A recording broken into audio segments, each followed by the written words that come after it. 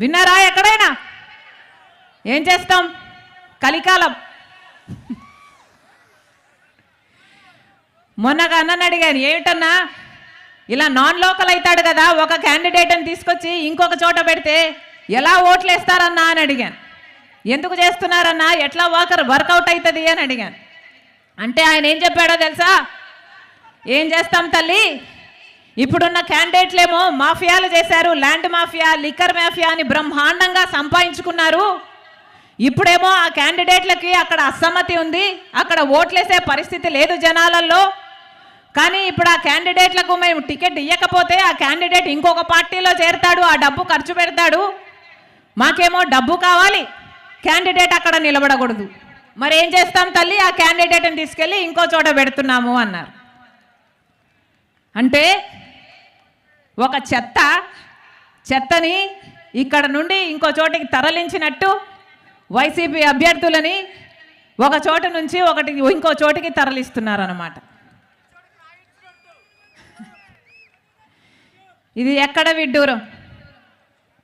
ఏం జరుగుతుంది మన రాష్ట్రంలో? ఎక్కడ చూసినా మాఫియా, ల్యాండ్ మాఫియా, ఎక్కడ చూసినా మైనింగ్ మాఫియా, ఎక్కడ చూసినా లిక్కర్ మాఫియా. పూర్తి మద్యపాన నిషేధం అని చెప్పాడు జగనన్న గారు. జరిగిందా? ఏమన్నా జరిగిందా? పూర్తి మద్యపాన నిషేధం చేయకపోతే అసలు నేను ఓట్లే అడగను అన్నాడు జగనన్న గారు. పూర్తి మద్యపాన నిషేధం నా మేనిఫెస్టోలో పెట్టాను, నాకు మేనిఫెస్టో బైబిలు, ఖురాను, భగవద్గీతతో సమానం అని చెప్పాడు జగనన్న గారు. అయిందా మద్యపాన నిషేధం? మద్యపాన నిషేధం కాలేదు కదా. ఈరోజు మద్యం అమ్ముతున్నది ఎవరు?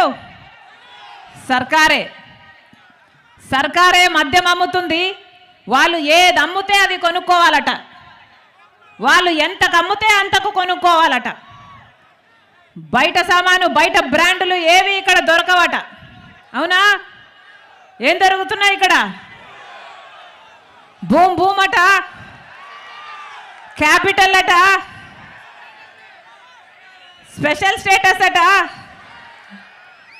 ఆఖరికి డిఎస్సి కూడా అట.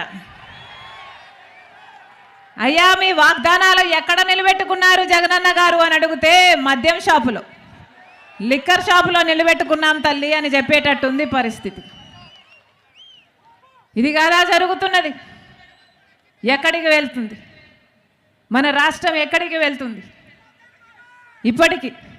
ఇప్పటికీ కనీసం రాజధాని కూడా లేదు మన రాష్ట్రానికి. 10 సంవత్సరాలు అయిపోయిందే. 5 సంవత్సరాలేమో చంద్రబాబు గారు ముఖ్యమంత్రిగా ఉన్నారు, ఇంకొక 5 సంవత్సరాలేమో జగనన్న గారు ముఖ్యమంత్రిగా ఉన్నారు. ఎవరు పట్టించుకున్నారు? మన ప్రత్యేక హోదా గురించి ఎవరైనా పట్టించుకున్నారా? ఆ రోజుల్లో చంద్రబాబు గారు అన్నారు మాకు 10 సంవత్సరాలు. ఆ రోజుల్లో కాంగ్రెస్ పార్టీ 5 సంవత్సరాలు ప్రత్యేక హోదా ఇస్తానని చెప్తే ఆ రోజు చెప్పిన మాట మోడీ గారు తిరుపతికి వచ్చి